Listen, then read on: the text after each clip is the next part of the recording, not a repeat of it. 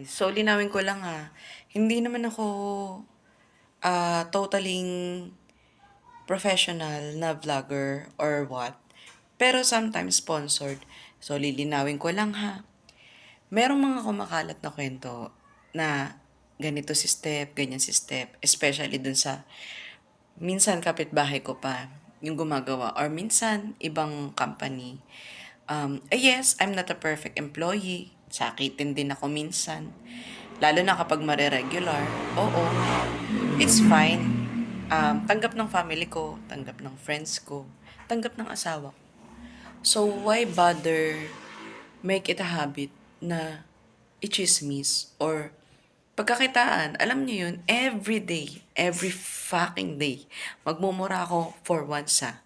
So, everyday imagine 4 a.m. hanggang alas 10 ng gabi. So ito, may specific na lugar to. Yun yung bahay namin sa likod. Yung, alam niyo yun guys, yung mga kapitbahay namin. Alam niyo yan na doon ako tumira, doon pinamana sa amin ni mami daddy yung bahay dapat sa likod.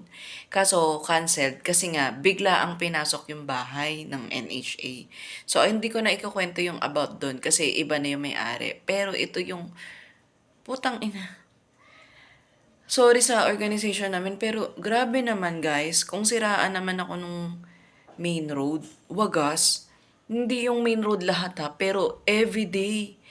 Lahat, name it. May crime, may kahihiyan na halos kulang na lang ubaran ako. Anong mapapala nila, 'di ba? Anong mapapala nyo guys? Ako hindi, wala akong bisyo, hindi ako lasing. Oo, nag-train ako sa mga hospital, nag-work ako. Even sa BPO, nag-try ako para lang mahasa yung skills ko for myself and also, syempre para kumita ng pero imagine guys, everyday, lahat ng naging downfall ko, kahit yung dito sa katabi namin, pinagkakalat niya mula dito hanggang doon sa may tinatawag namin tangke, sa Riverside, hanggang dito sa gate. Sa gate nagwo-work yung mama yung asawa niya eh. Anong peg nyo guys? Anong trip nyo?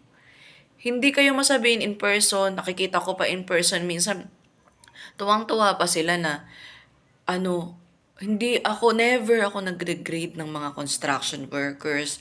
Ano mang work yan, mataas man na position. I already met the CEOs or the VPs. Pero ang babait nila, ang bubuting tao. Hiya-hiya din guys pag may time. Ayokong magsabi ng negative about sa inyo, pero you always do that to me. Yung